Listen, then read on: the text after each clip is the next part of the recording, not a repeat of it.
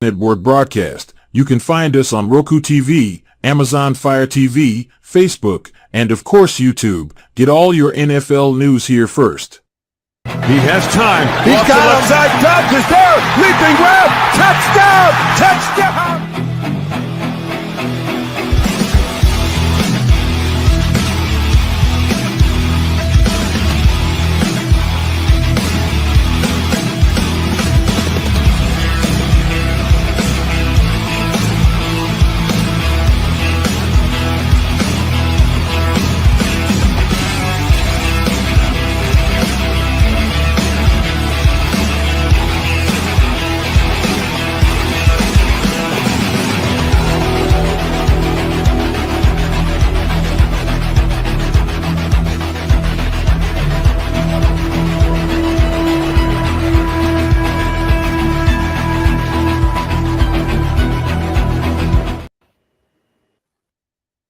To perfection, expect nothing else.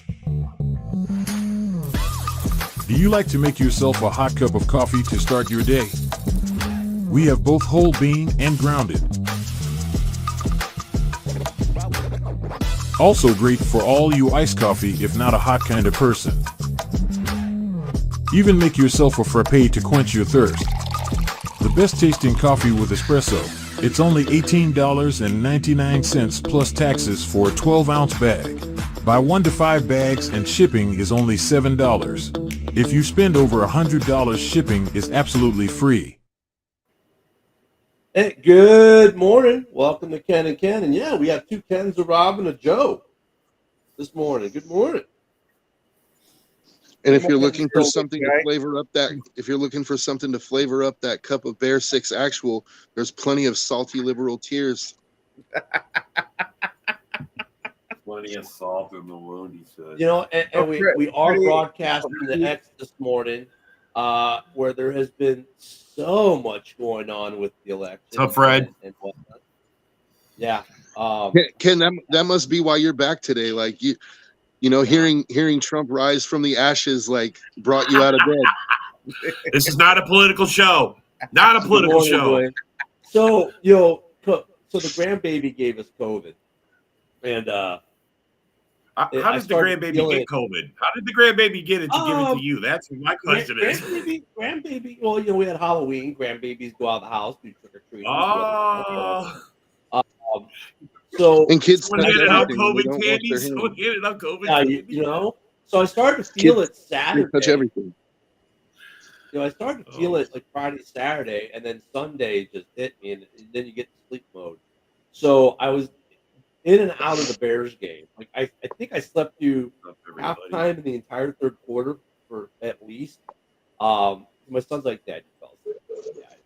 And then I slept like all day Monday, within a 48-hour time period. I probably slept 42 in the 48 hours, put it that way. And now it's just been like getting the sleep schedule back right. But even with COVID, it didn't really kick my ass. I just slept a ton. Which is like I would do if I had a really bad flu anyway. So,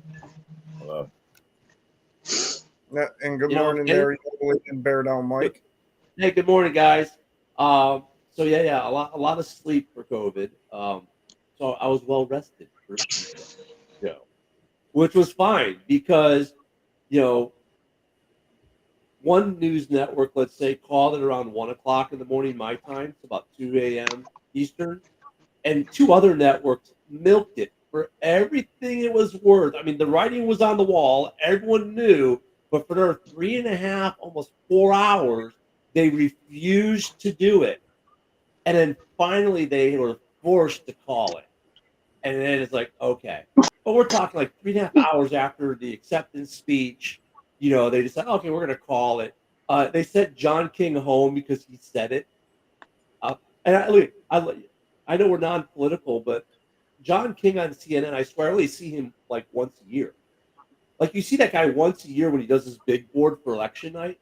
Like him and Bill Hemmer have their big boards.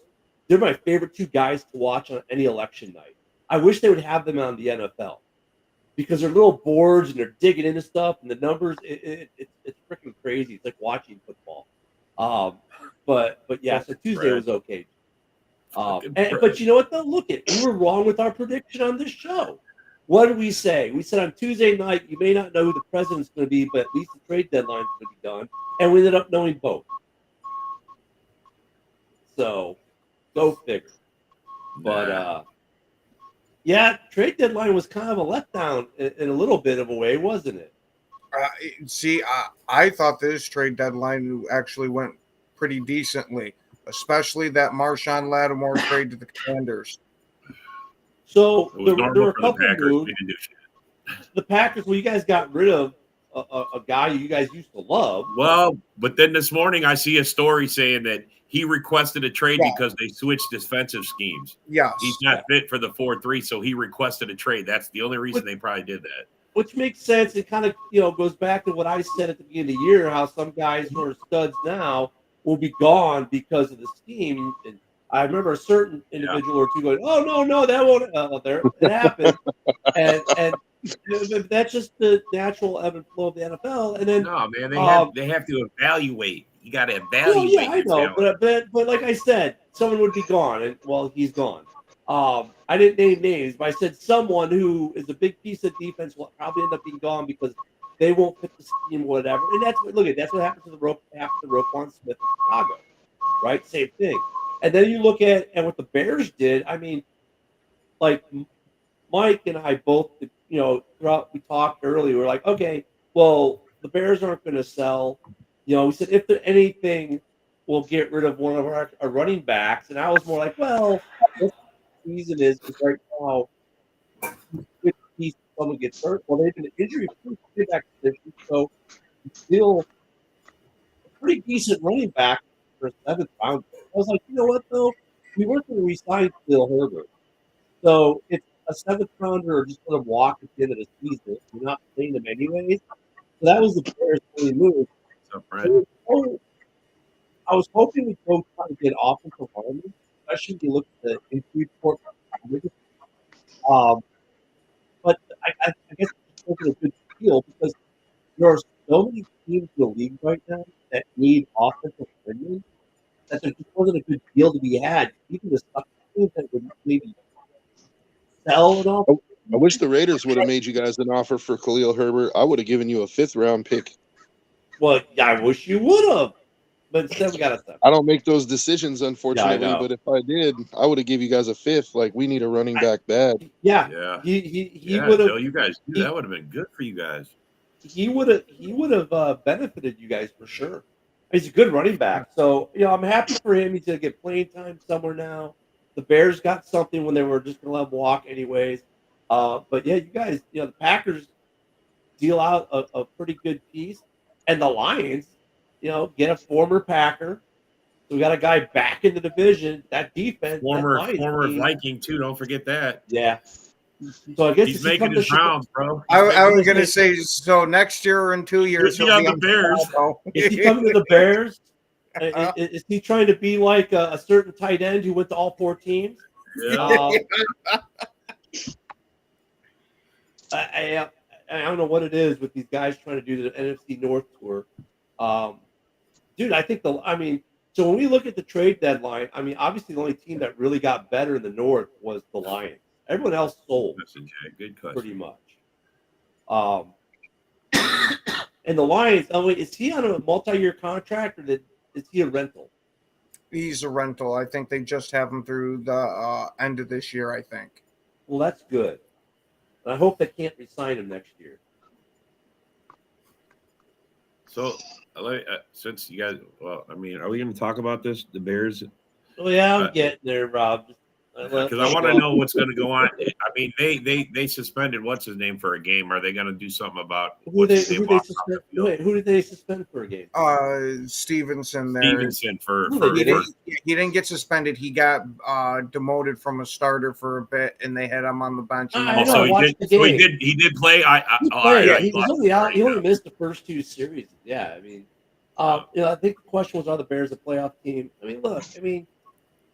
Bear down Mike says Bears are a fringe playoff team. Here's the problem. And we were talking about this last night. The Bears have a single point of failure right now. And I kind of just mentioned it with the trade deadline. They have a single point of failure right now, the offensive line, period. Now, the guy they brought in to be the solution at right guard has not played a down this season. But he's in the window now. Thank you, Josh. He's in the window. So if they can, Shelton at center has fixed the center position in Chicago. Center play has dramatically gotten better. So it's right guard, and now it's starting to look like left tackle, like Jones, who's now in his third season, seems to be having some issues. He got demoted, but didn't get demoted because you know what? Smith and him started splitting time. Then Smith got hurt, Mike. I thought about this more after we talked yesterday. They don't want to cut their feet out. Yeah, I get it. Yeah, because he's still good. But Jay, the O-line doesn't help your rookie quarterback, though. That's what about Moore walking off the field? That's what I want to talk about. So I actually mentioned that last night. I would find that guy so bad it wouldn't even be funny. I saw the video last night, and Mike said he saw an interview where he actually hurt his ankle or something, and I was like, I saw the clip like yesterday, the day before, whatever. I'm like, what the fuck, DJ? The play is still going on. Yeah, he just turned right and walked right off the field, bro. Went to the bench and sat down. Supposedly, I was like, what the fuck? Dude, there's something up with DJ Moore. I'll tell you what. I'm not buying this shit. I think the media asking him like some of the questions they're asking, he's the wrong guy to ask because something's up with DJ Moore. He tweaked his ankle bullshit in a way, Mike. I mean, if he did, he did. We all saw it, man. He turned and walked right off. He wasn't limping. He walked straight off, bro. There was no limp. There's something up with DJ Moore. Someone needs to talk to him. Like he needs to have. I think because look, it's not. It happened in Green Bay with Dobbs. Someone's got to sit down and talk to him. It's a little bit of his attitude. It's a little bit like he's dropped a lot more balls this year than he did last year. I don't know what's up with DJ, man, but Rob, you can kind of put that in the back burner because obviously it's hard to develop anyone when you have an offensive line that kind of leaks like what are you talking about, Mike? He walked out of the field. Caleb broke away and ran back to the middle. He was looking for someone open. If he would have just kept the play going, he might have been the guy to catch the ball. But he turned and left. Don't give me that, Mike. Don't cover that shit up, bro. You got a problem there with that guy. I'm being honest about it.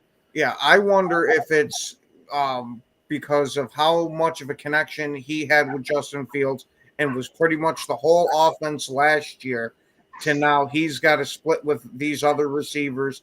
And it seems like Caleb and Rome have a decent connection. Well, those kind of with them a bit. But they do, and that's obvious. But and DJ got paid, right? He doesn't have to worry about how many touches he got. He got paid. But he's dropped a lot of balls. Like his concentration's off. His route running's not as crisp as it normally is. Like something's. Maybe he's got a family issue. I know does he have another? He might have another kid on the way, right? He has another kid on the way. If I remember, maybe there's something going on with his wife's pregnancy. I don't know what it is, but something is off with DJ Moore right now. Hey, I just want to throw out there, like before this season started, I kind of threw out there that there could be some frustration among the wide receiver group because there's going to be Caleb's going to have these growing pains, and I asked the question, like, could it lead to some frustration among the players because maybe they're expecting one thing, and if Caleb isn't on point with that from the beginning, by the middle of the season, are we going to see that frustration? Do you think that could be part of it? Do you think that DJ Moore is thinking like, Caleb needs to get his shit together by now? No, I see. Well, Joe, you had me until the last sentence there. I think we go back to that single point of failure again.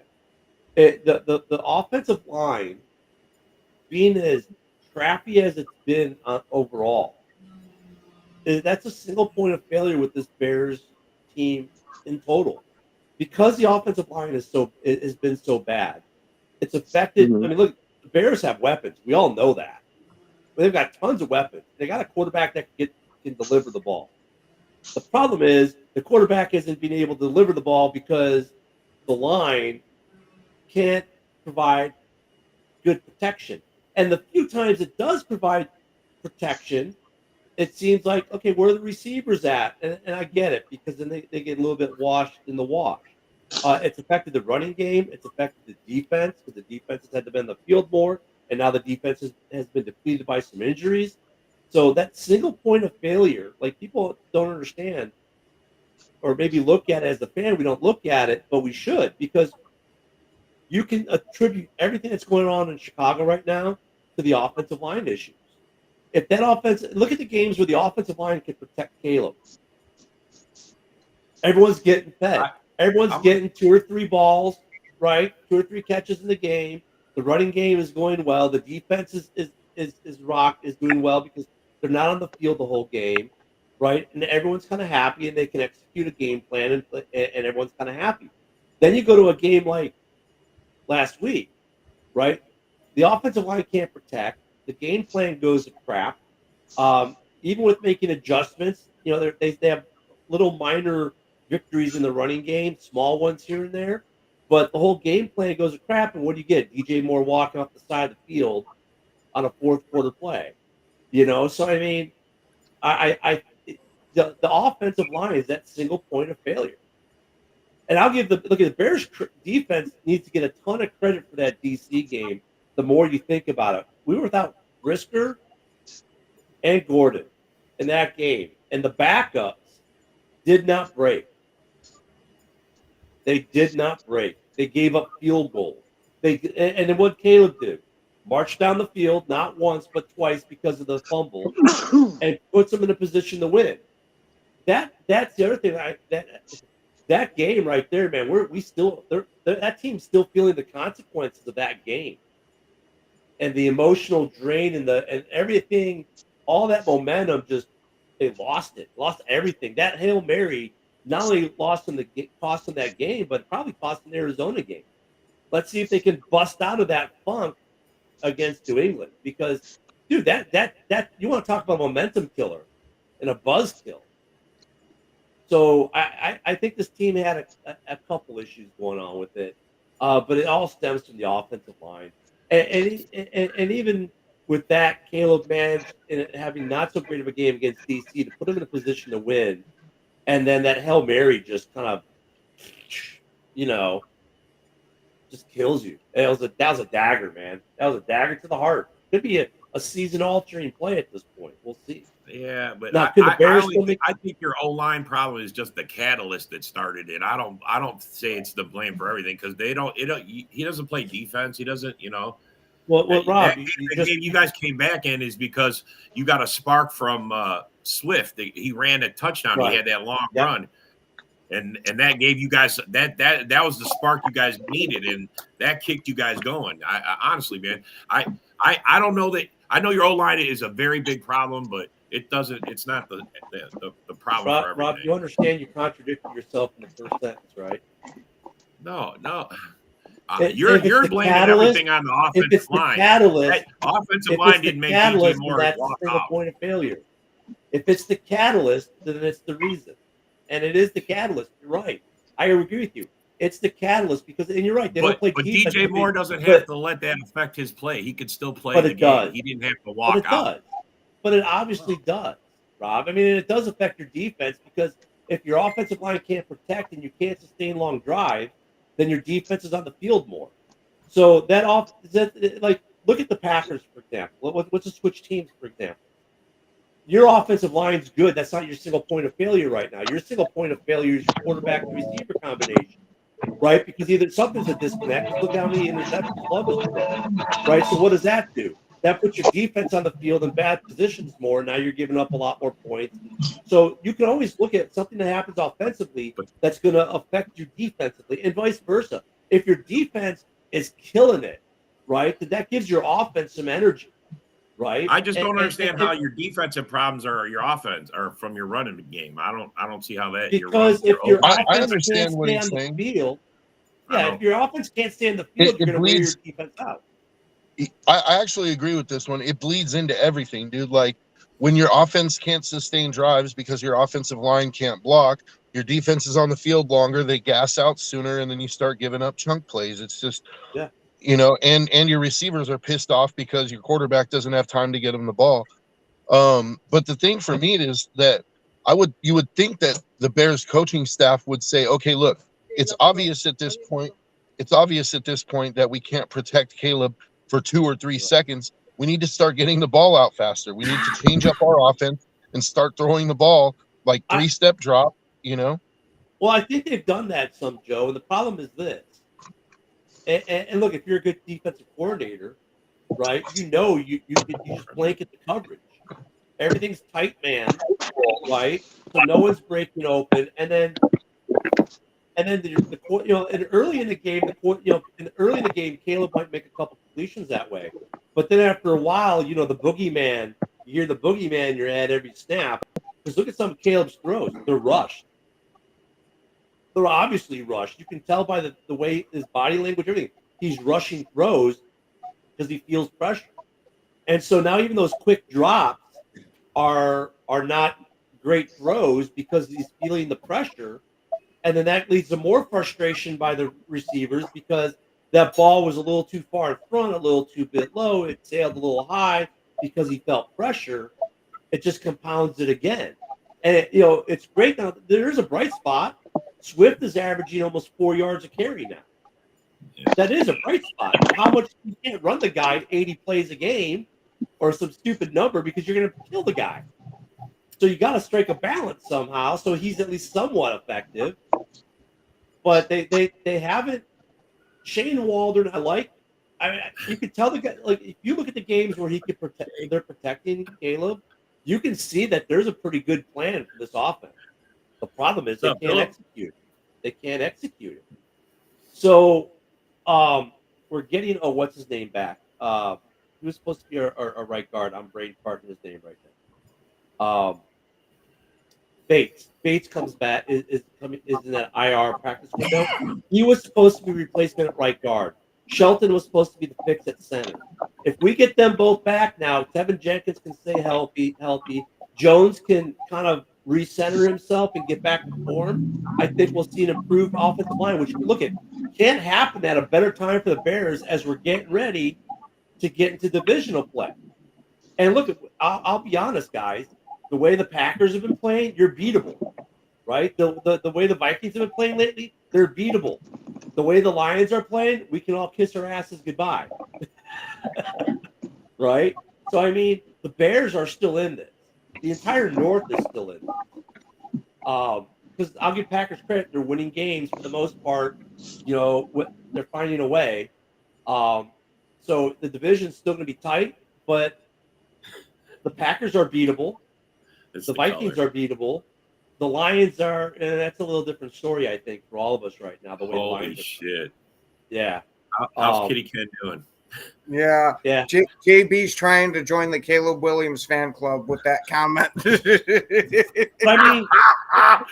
the next LGBTQ QB2. QB. So I think there's another difference. And Moonstar kind of touches on it, but he doesn't. So he goes, you know what? I think Caleb needs to buy himself more time. And then he gets stupid with the longer fingernail comment, whatever. He buys more time. And what I like about him, and I think we liked about him as a quarterback, is he's always looking to throw. But you know what's missing from that? Like last year, Justin Fields would just go, and we all said, he would just go. He doesn't look to throw. I think Caleb needs to do a little more of that because that affects defenses too. If Caleb shows a willingness or propensity to be willing to try to bust off a 38-yard run himself, right, that might loosen up defenses a little bit where it takes some pressure off that O-line. And I think Caleb could do that. I can agree with you there, Ken. I think him running out and getting good chunk yards, it doesn't even have to be a major one like 30. If he get 10, 15 at a clip, it'll slow those pass rushers down a bit, and that'll give him a little bit more time. It's not going to give him forever. He's got to get out of the Aaron Rodgers mentality and like the Jordan Love mentality of, hey, I want to have the big play on almost every play. Sometimes you got to just take what's there. Yeah. And that's one I thing also think that they could help him by making some design quarterback runs. Yep. I agree. Like It's start coach- if yeah, the you coach can't, you know, change it. if you can't do it There's been organically, a then few. force it in the beginning until you can do it organically. So I think there's been a couple in the last couple games where Shane Waldron did do one or two. I think that they're flirting with the idea a little bit. I think the problem is this, though, and I think Ken might agree with me on this. If they start doing that too much, he'll become Justin Fields and just want to run, and we'll lose the good aspect of him always looking to pass, throw the ball downfield, and then he'll become a bad habit, and they don't want him to start a bad habit. So they've got to figure out a way. Jesus. JP, I think the trolling difference. you hard, I think man. the difference. I think the difference between the two from Fields and Caleb is Caleb he runs around to throw the ball. Fields, when it broke down, he just silently went to flight and ran. I mean, Caleb's looking to throw the ball. If he would just make a decision and said, all right, I'm going to run towards the line. If no one's open, I'm just going to fucking go for it. Instead of pulling up and just keep looking. I mean, that play with DJ Moore, I mean, I don't know, man. He should have thrown it away. Maybe he's just trying to make a play, continually doing it and just running around. And I mean, that's the difference I see between him and Fields. Fields just gave up on it. He fucking I'm done. I'm gonna go. Whatever happens, happens. You know. There was a play on Sunday, as I was fading in and out of consciousness, where he did that. Right, he went out and got more time. Right. And Rome Odunze was a big completion because Rome noticed, my quarterback's in trouble, altered his route and got himself open. And I like to see some coaches promote if we could, because Rome did the right thing, obviously, and they made a completion. But I'm wondering how much Keenan and DJ are doing that. You know, and if they're actually getting open, because obviously they're probably not getting open because he's not throwing the ball to him as he's trying to extend plays out. Look, I think Caleb is doing fine as a rookie. He's getting some of the normal growing pains I think those rookies got. He's exceeded in some expectations. That offensive line has not done him favors at all this year. I hope it improves as we get into division play, and I think it might with Bates coming back. Shelton's been good at center. I think what it is you now know next year you have to invest massively in this offensive line. Well, yeah. And the beautiful thing about that, Ken, guys and use your first round pick. Well, look at it. We got basically, if you think about it, if you look at where Carolina's sitting, we've got a first rounder, a very early second rounder, and then our own second rounder. So when we think about it, just in the first 2 rounds, we could draft 3 offensive linemen. Because if you think about it, do we need to draft does Chicago need to draft a receiver in the first 2 rounds? No. Do we need to draft a quarterback? Do we need to draft a running back? How about a linebacker? How about a corner or a safety? No, we don't have to address any of those. The only other position that we could maybe address in the first or second round could possibly be an edge rusher. Maybe. But Booker is starting to develop. The kid we got in the 5th round that we trade back in for, who people said, well, if he would have stayed in college another year, he would have been a first or second rounder this next year. So they might not even have, you can almost say that the Bears and everyone in the comments going, oh my God, all our draft gurus, this draft is O-line heavy. Dude, the Bears could, but that's not going to fix it for next year, having a bunch of rookies on the line. But yeah, you're right. With the cap money, the whatever cap space they got, and draft picks, he's got to focus on that O-line. Because and then the only other question they're really going to have is, what now? Don't the Bears still have a second round pick from the Panthers? Yeah, we do. So that's what I'm saying. We got 3 picks in the first 2 rounds that they could spend all of it and get 3 quality offensive linemen.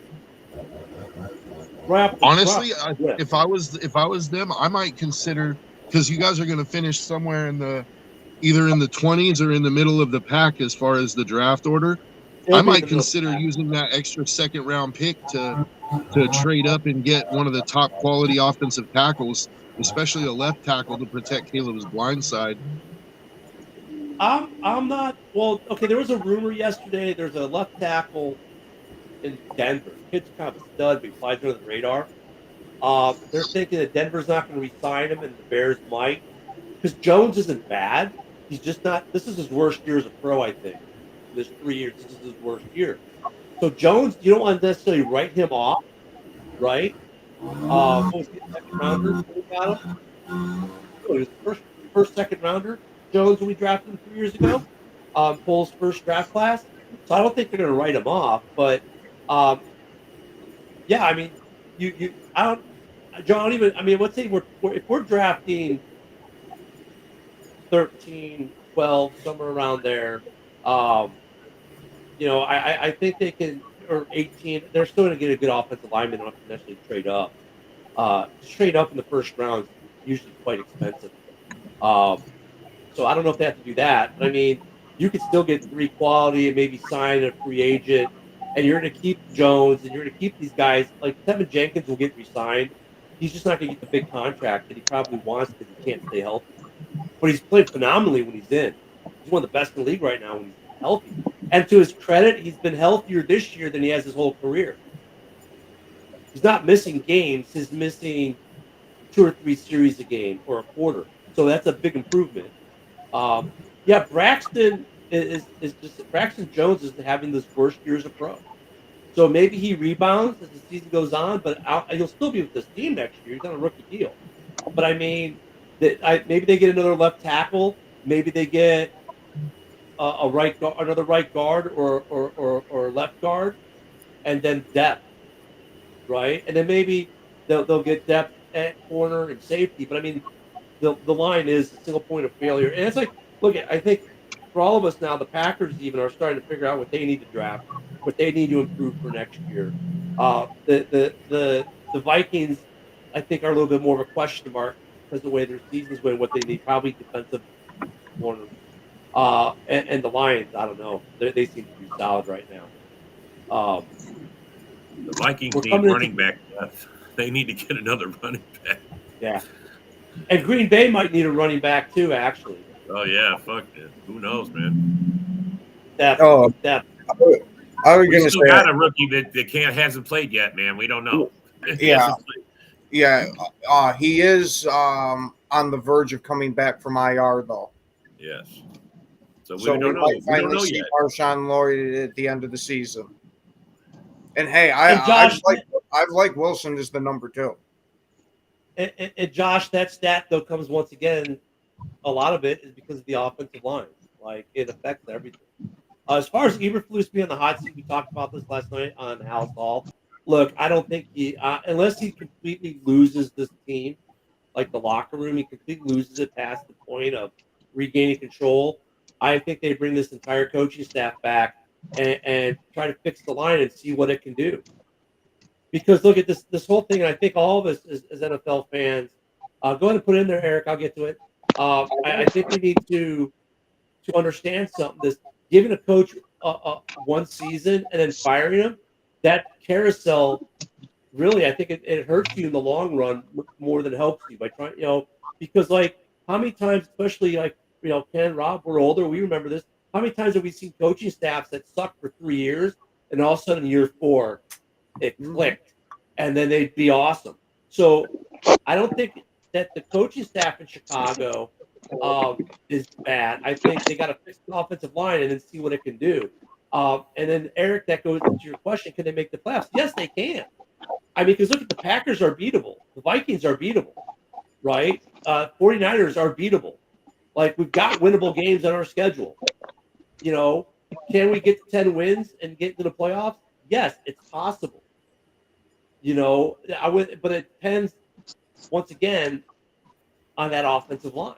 If the offensive line plays against Green Bay in Week 11, like it did in Week 9 in Arizona, then no, they're not going to win.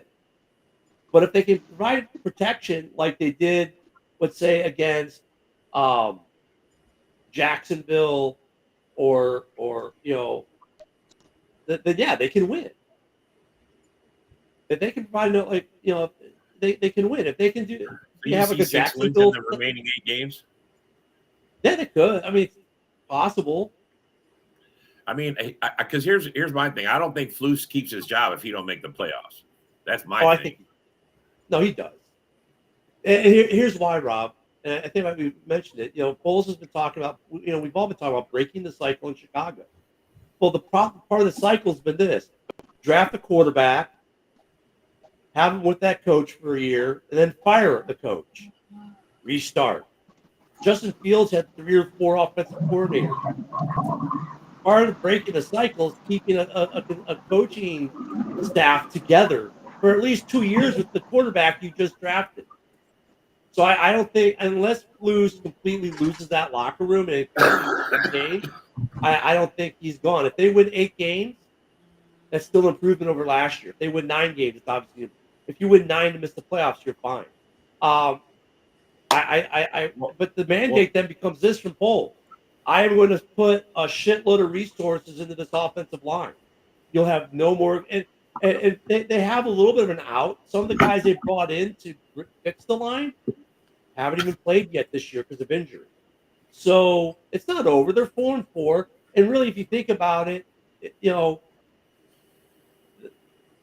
can kind of look at the Washington on one level as a win, right? It was a lucky play that lost the game for them, right? I mean, so the record's a little deceiving on, not that it's a negative thing, the record, but it's a little deceiving. It's a little bit better than what the records say. It's just, that offensive line is a single point of failure in Chicago. And it leads into everything. I mean, I'll say this, for the way that you guys, I mean, you should have won that game just because of the way it happened. I mean, there was only like 34 seconds left, and you guys finally got the lead. For the whole game, you trailed. You took the lead at the last minute. Like, that puts a dagger in another team, But yeah, and then they get lucky. Yeah. Well, I say it went both ways. I think you got lucky first, and they got lucky back. Yeah, I think if Flus made any mistakes in that game, it was that play that they set up for the Hail Mary a play too early. That was the problem. They shouldn't have set up for the Hail Mary a play early. That was a bad call. Honestly, bro, if they don't try to get tricky with handing the ball to the offensive lineman, they fucking just give it to Swift or Roschon and let them run the ball in and not give it to the lineman. You guys are up another touchdown. It doesn't even matter. But Rob, that's a play though that they obviously practiced and felt comfortable with, so they ran it. And if it worked, no one says anything. But the fact that they flubbed the handoff, all of a sudden was a big deal. But they obviously, it's not like they didn't practice that thing for maybe weeks, right? That it was in the game plan. So that was just bad play execution. But I mean, if they score that touchdown, that first touchdown, don't flub the handoff. It's over. It's a different ball game. But I wouldn't say it was a bad play call because they misexecuted it. But I don't think you run that play if you weren't confident you could do it because you practiced it and seen. Like, I'm not going to say, well, I've never handed the ball to Rob before, but I'm going to put him in the game in the fourth quarter and let's see if he can do it. Obviously, they had practiced it, and the coaching staff was comfortable with it. Just bad execution. It was just bad execution. No, I get it. I get it. I agree. I'm not. Yeah, I know. That's what I wouldn't say the Bears got lucky. The Bears finally broke through in the fourth quarter and executed, and then Washington got lucky on the Hail Mary's luck. It's always luck. I mean, it was a great game all the way around. And I think they didn't recover from that game. My biggest problem with Flus is what is he doing differently in his preparation for home games versus away games? He's 0-17 as an away team in this league. Holy shit, I didn't think it was that bad. Yeah. Now look at the Bears are it's a tale of two different halves. Well, not halves, but You get Yep. what I'm saying? At home, Yeah. they can actually play like a They're, team. And they're I'm eight-game win streak. 8-game win streak going back to last year at home. And they said, well, we flew a couple thousand miles to London, but it was technically a home game. That doesn't count. And then you're there all week. So there's something that in the way the Bears prepare or Flus prepares this team that he needs to fix, because obviously something between practice and walk through Thursday, Friday, travel Saturday, game Sunday, there's something in that preparation or in that scheduling, the way they're doing things, that's not preparing this team, and they're not winning home. 0-17 on the road, yeah. He's never won on the road on a Sunday. Never won on the road on a Sunday. And London I didn't doesn't see the count. video until I saw a Bear fan talking about it. And London doesn't count because it was an away game. Yeah. That's right. I want to keep a Bear. we got dissension in the Bear ranks. No, because he's trying to act like that's something we knew about that already. He's just being a little bombastic in the comments. He already knew about that. We were talking about it last night. I mean, well, I saw the video over the weekend. There was a Bear fan that posted a video. He goes, "I cannot believe that Matt Eberflus has never." He's never won on a Sunday. And how is that possible? You mainly play on Sundays. How have you never won on the road on a Sunday? The guy was wild. And that. What? I mean, the question becomes there. It's got to be a preparation thing, doesn't it? It has to be something in the way they prepare this team or travel the team that throws them off. Either that or he's staying up all night. I don't know, man. What the fuck reason is there for that? Someone's calling, pranking him. Hey, wake up. I mean, I don't know, man. I don't know. You know, maybe he needs to start talking to some of his peers and figure something out. I mean, look at. Granted, the Washington game probably should have been a win, and that Arizona was probably to some degree still affected by the events of Washington, right? There's some bleed over in that. And it hasn't like he hasn't come close. He has. I'll tell you what. You guys aren't going to agree with this, but Mike will agree with this. It'd be great if his first road win on a Sunday is in Green Bay. No. I know you won't agree with it, but if that happens, though, I won't guarantee, but I'll say this. If the Bears in Week 11 come in and beat Green Bay in Green Bay, we're playing. Hold on, Ken. I already know you're saying no. You're a Pax fan. Of course, you're going to say no. No, I'm saying we're playing in Chicago Week 11. Yeah. Is that a home game for me? Yep. I thought it was. I thought it was in Lambeau. I see it like Week 17 or Week 18 or some shit, man. That's when you're coming to Green Bay, man. Yep. Yeah, well, forget what I was going to say. You better hope you get it before then. Because every time you lose a road game now, man, we're gonna be now that it's out there, we're gonna. Dude, it's always been out there. I mean, it's nothing new. I know, but I didn't know about it until I saw the video, bro. I didn't pay attention to it. Well, just and I because don't think those Bears fans did either. No, Bears fans. Well, maybe you guys do. I guess according to Mike, you guys argue about it all the time. We got 3 home games in a row, so. Look at this. Woody, myself, and the rest of Bear Nation agree. Ken is the only one defending Flus. I'm not the only one defending Flus. Well, I haven't seen anybody defending him. All I've heard is he's on the hot seat. Well, because it sells copy. It's great. Well, it sells copy. I mean, dude, if you want people to get clicks on an NFL team that's 4-4, start saying, "Oh, the coach is on the hot seat." People start clicking that link and reading. What do you mean my coach is going to get fired? I mean, come on, that's well, you 101. You also said Fields wasn't the getting next traded. away game for the Bears is probably not going to be one we win, and that's Thanksgiving in Detroit. However,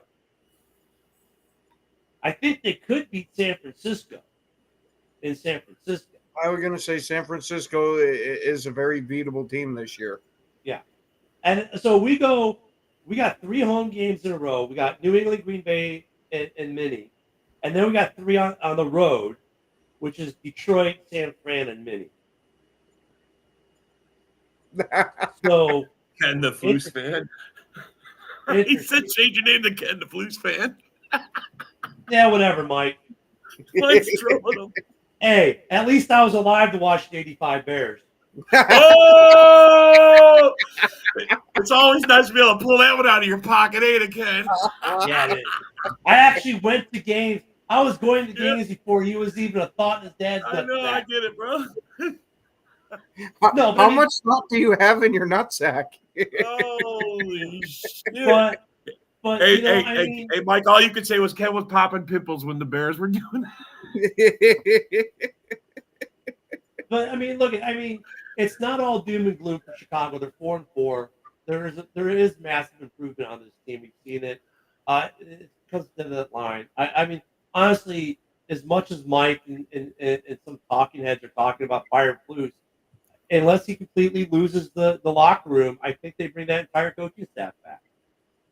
See, Because I would it goes look back to into breaking the the cycle. offensive line coach, because he's been there through a couple regimes, and the offensive line has not been great for a couple regimes. Well, but he's had success with the line, though, in certain aspects. Like the run line under him last year was the best in the league, one of the best in the league. Fuck, that's crazy, So Fred. it's personnel. Sometimes it's personnel. You know, I mean, sometimes it's personnel. Sarah, I don't think the coaches are over the Washington game. I don't think anyone in that building, player or coach or even equipment manager, was over that game. I think it just the impact was a lot deeper than people thought. I think even the players, the coaches themselves thought, because how often are you in that position where you're completely? It's almost like losing. I don't want to say it's a bad comparison, but the only other thing I can compare it to is like losing the Super Bowl. How many of those teams after they lose the Super Bowl come out the next year a little bit flat, right? So it's just that was just, you want to talk about a significant emotional event, and I think maybe player, coach, everyone underestimated how much of an effect that game had on the mental. Yeah, so the Thanksgiving game, the Lions win every 7 years. Well, this is year 7. So Fred's saying for him and his wife to go to a Thanksgiving game is $1,000 for sitting in a nosebleed. Hey, Fred, I paid $800 for playoff tickets to sit in the nosebleed in Cowboy Stadium. How the fuck are regular season $1,000 for you and your wife to go on Thanksgiving for the Lions? How's it? Because they're the hot ticket right now, and he's buying after market. Holy, but still, that's crazy. Yeah, $1,000. I mean, we got lucky with the Commanders game. We paid like face value for our end zone, and they were still almost $200 a ticket. Yeah, you had good seats, bro. Phenomenal seats. I would have paid at least $500 a piece for those. At least. Yeah, and we got them for like face. That's good. So that's crazy. See, that sucks, bro. Going to games. I love tradition, man. That's why I love you guys. You guys are good fans. Tradition. So, no, well, first off, Mike McCarthy would never come to Chicago because we would never bring him to Chicago. But once again, you don't want that guy. No, we don't want him. And once again, though, I think everyone needs to go back to something that's been a big piece of what the Bears' stated goal is with drafting Caleb was breaking the cycle. And what's been the cycle in Chicago? Draft a quarterback, a year later, fire the coach, and change out the entire staff. That's been the cycle for the last 3 quarterbacks coming into this. Yeah. They need to break that cycle. So I saw a video on that too. I saw a video of the guy saying the same thing. Fix the line. If they can fix the line and protect Caleb, and then we can see what this team can really do. The 3 of us, we all remember a time when head coaching staffs would take 3 to 5 years before they get fired. Now it's like you get a quarterback, you get 1 year with them, and you're gone. It doesn't work. In the past 10 years, we saw a major shift from that mentality of you get 1 year if you do horribly, 2 if you're not bad, and 3 it almost seems like that's starting to be the rarity. It's like when you draft a quarterback, I honestly think in this league, if you draft a quarterback from your starter, so let's look at the teams that did that this year, right? Basically, Denver, Washington, Chicago. That coach automatically should automatically get 2 years with that quarterback. That coaching staff should get 2 years with that quarterback before you even think about making that change. Because if you don't, if you get a year with that quarterback to make a change, Well, you're fucking your quarterback because it never works. I mean, by now we've got enough data. It just doesn't work to keep making all these changes. Now it worked. The word of something worked. It worked. It worked. What did work is this: the Texans, whole new coaching staff along with the new quarterback at the same time. That worked. Bringing in, Kingsbury and the staff in Washington with the new quarterback, that worked, right? facts on that, Mike. Facts on that. Well, that's what they always say. I mean, I don't know what your facts on that laughing. That's what every GM in the North Because says. Paul straight up said, we're taking the North and never giving it back. I fucking play the video all the time, man. And you know what, though? If he doesn't say that in a press conference, what do they say the next day? Of course they all say that shit. Oh, I thought I came in right when Rob and Ken were about to start fighting. Ken and Mike are going back and forth. I'm just egging it on. Mike is being silly. I mean, every GM has coach. Dude, it's like when Antonio Pierce was hired as the Raiders coach. I mean, if he didn't come in and say we're going to make this the Raider way and do things the Raiders way and we're going to take the division, they'd be like, why the fuck did we hire this guy if he came in and said, yeah, we're just going to improve the team? I mean, come on, dude. Of course your GM is going to, when you hire the guys, this is our plan is to take the North and never give it back. Of course that's what they're going to say. Hello? Every GM in the North has said that when they got hired to their press board. Mm-hmm. I don't recall that. Well, Goody didn't have to say it. You guys were already winning the North. We got video proof of polls. I don't see any video proof of no one else saying that shit. Yeah. What's his name in Detroit said it. Quezzy said it. Goody didn't have to say it. You guys were already winning the North when Goody came on. Well, but Quezzy, he's won the North since then, and so have the Lions. So, see, I mean, this is where Mike loses all credibility. This is where Mike loses all credibility. You're 4-4. Why would he say no? Fire him now at midseason. Okay. Well, I will say that does break the cycle. Yeah, that you lose all credibility. Sometimes it's not a coaching issue; it's a personnel issue. Sometimes it is a coaching issue. But I think we can see in Chicago, it's very plainly a personnel issue on the offensive line and how that's matriculated. Yeah, and firing your coach at 4-4 at the midpoint of the season is cutting off your nose to spite your face. Yeah, no, I get that. I mean, that's like you look at the Raiders. Fired in the middle of the season. The Raiders, it's not a coaching problem with Antonio Pierce. AP's awesome. It's a personnel issue. So, it's like the Raiders we're 2-7, and you don't hear us saying fire AP, you know? Bears fans are negative by nature to begin with. They really are. We are the biggest bunch of negative Nancy's. I was going to say, all that losing, it kind of comes with it. And that's not even trying to take a dig. That's just me trying to be real. No, I know. They're just they get over. If we get a win, it's like, oh my God, we're so awesome. If we're 4-4, and you think this team was 1-7. The way you're right, because when you guys went through the off season, when you were going through preseason, they overhyped. Everybody was like, "Oh, we're gonna win 30." You guys, they had Caleb and that's fine. Every fan base does that, but they do overhype. There is a lot of overhyping that goes on. It's a very excitable fan base, but most of the North is like that. To be honest, but I mean, look if the offensive line would be performing, this team could be 7-1 if the offensive line was performing, they could be 7-1. They could be, sure, but they're not. They're 4-4. Really, Jeremy? He said it every year. I just know I got a clip of the first year he said it. I haven't seen him say it every year, JB. But nice try. Show us the video proof that every year. I don't think Tom's going to be Bill's boss in Vegas next year. Yeah, probably not. Yeah. Oh, I couldn't see that ever freaking working. I don't think they're moving on from AP for at least 2 or 3 years in Vegas. Yeah, I think he's got at least.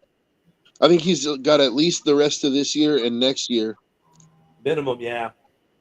And with Tom Brady being in the ownership group and and having more input and being around that team, that's going to help.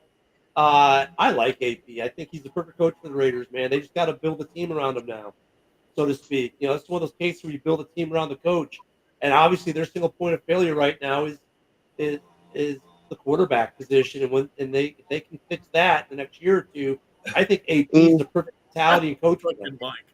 Mike is on a roll today, bro. Man, I think they got he some was on the problems on show. the off. Mike, I think when they you got some feeling like problems this, on the bro, Hold offensive on, Rob. line. Let him talk. I think they got some problems on the offensive line too.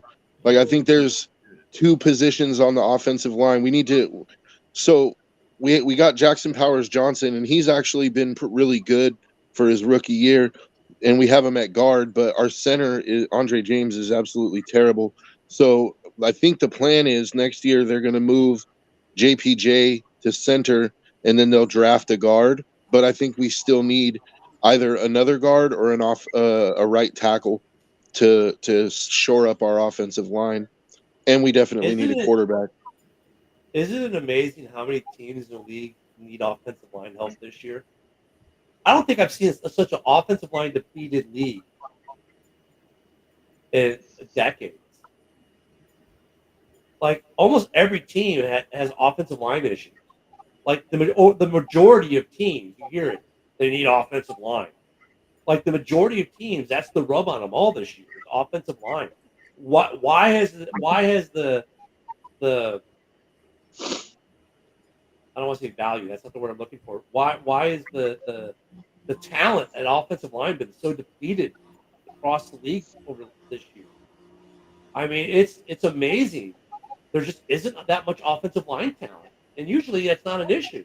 There's always one or two teams, granted, but it's like it seems to me like over half the teams in this league are trying. You know, you watch games. Yeah, they need offensive line help. I mean, are colleges just is this a product of some other change we've made in the way the game is played that the offensive line positions have just suffered that poorly or suffered that bad? I think it's a position that gets a lot of beatings. Takes a lot of beatings. But they've always done that. It raises an interesting question. What, Joe? I said it raises an interesting question. Like, did something change across the league where, like, you know? Yeah, I don't know. Was there a rule change or something that happened that offensive lines are just? I don't know, but it's a good question. But that's the Bears. That's the Bears' single point of failure. You know, yeah. Sometimes I don't even know why Mike is these Bears. Sometimes with Mike, I don't even know why he's been hacked. He's been hacked. Mike, he's been hacked. It's just like whatever. I mean, like I said, negativity, dude, and I'm not a negativity guy. And some of these Bears fans are so negative all the time. Well, can you blame poor Mikey? Pretty much all his life is he's seen guys losing. Well, yeah, because he's even too young to really remember the 06 team. He was what, 10? So he might remember it. But yeah, I mean, I get him to a piece, but another piece like, dude, calm down, man. We're 4-4. He said fourth and he talks like we're 1-7. It's like, dude, calm down. We're 4-4. He said fourth. Oh, then he's just kidding. Okay, but Poles has done. Come on. He's at work right now. It's hard for him to do, but no, Poles has done a phenomenal job with the roster. And honestly, I think he thought the offensive line was fixed, but the guys he brought in, it's not that it hasn't panned out. They haven't played. Injuries happen. And I think with all our teams, we got to look at that too. Oh, he was 19. Okay, I miscalculated by 19. I think you got to realize injuries happen too, and that affects all our teams. The injury bug affects all our teams, man. And we have best laid plans, and then you lose a couple key players, and your plans not go for shit, and there's nothing you can do about it. And if you don't have the personnel, you don't have the personnel. Look, these NFL coaches can't generate wins just from their brain power. They have to have the personnel who can execute. And if the personnel aren't executing, I don't care who the coach is, they're not gonna win games. That's why guys like Belichick eventually get fired. Eventually, they get players that can't execute their vision. That's why Tom Landry, in his career, couldn't get players to execute his vision. With that, hey, don't forget JB's on after us. We didn't even go through our predictions for the week. We'll do that tomorrow. There is a game tonight. Who's playing tonight? Cincinnati and Bengals. Baltimore. Yeah, Cincinnati and Bengals. Okay, we got like 2 Ooh. seconds. Everyone, give it who you're taking. I'm taking Baltimore. Baltimore. Cincinnati. Yeah, Cincinnati. All right, so we're split. We'll do the rest of the league tomorrow. We're overtime.